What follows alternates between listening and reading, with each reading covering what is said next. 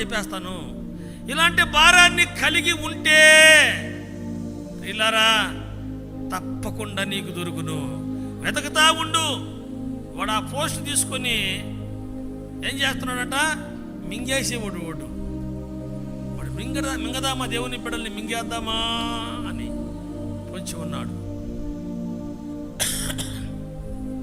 మనం కూడా ఏం చేయాలా, వెతకాలి. వెతుకుతూ ఏం చేస్తున్నాడట, తిరుగు. మీరు కూడా తిరగండి. తిరిగే వాళ్ళని ఏమనుకుంటారు, బయట బజార్లో తిరిగి ఊరికి తిరుగుతుంటారు, వాళ్ళని ఏమనుకుంటారు, పోకిరి అని చెప్పండి అమ్మా. ఏమనుకుంటారు, పోకిరి, పొరికి అనుకుంటారు. ప్రభు నిమిత్తము నువ్వు పోకిరిగా స్నేహితులతో తిరగాలని కాదు పోకిరయ్యేది, పొరికయ్యేది.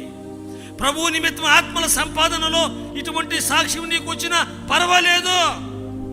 చేతిలో బైబులు, ఇంకొక చేతిలో కరపత్రికలు పెట్టుకుని తిరుగు. నిదానికి చూసి ఈడు పోకిరి కాదురా, ఈడు ప్రభు బిడ్డనే ఎరిగి ప్రభుని మహింపరుస్తారు. హల్లెలూయా. తిరగద్దని చెప్పడంలో ప్రభు తిరగమనే చెప్తున్నాడు. ఎక్కడ తిరగద్దంటాడు, ఏ విధంగా తిరగద్దంటాడు?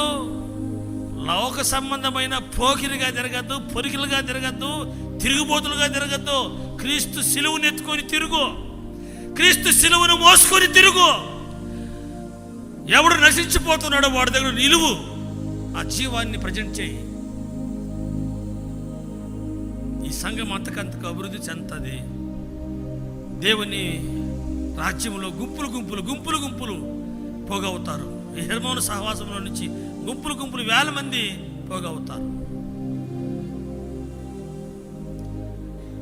కనుక ఈ నలుగురు వ్యక్తుల ద్వారా ప్రభువు చూపించేటువంటి లేకపోతే మాట్లాడే మాట ఏందనంటే, మీరు కూడా స్పందన కలిగిన వారుగా, ప్రేమ కలిగిన వారుగా, ఇతరుల భారాన్ని మోసేవారుగా, నా యొద్దకి కొంతమందిని తీసుకొచ్చేవారుగా.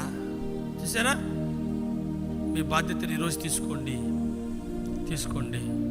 ప్రయత్నం చేస్తామన్నా. ఈరోజు సత్యాన్ని మా ముందు పెట్టావు. యేసయ్య మనసు, యేసయ్య ఉద్దేశం మా పట్ల మాకు తెలియపరిచావు. నిజంగా నేను ఈ రోజు నుంచి ప్రయత్నం చేస్తాను. నేను కూడా వెతకుతాను.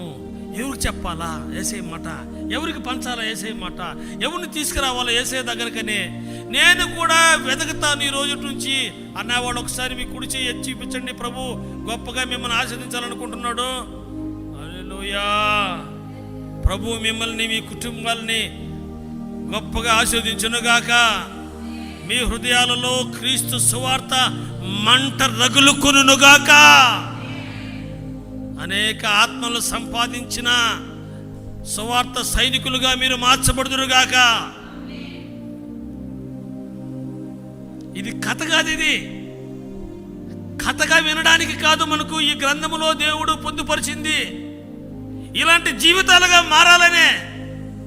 దీన్ని చదివినప్పుడు ఏమనుకుంటామో, మనకు సిగ్గు కలగాలని, మనకు జ్ఞానము రావాలని, మన గుండెలకు భారము కలగాలని ఇలాంటి సన్నివేశాలు దేవుడు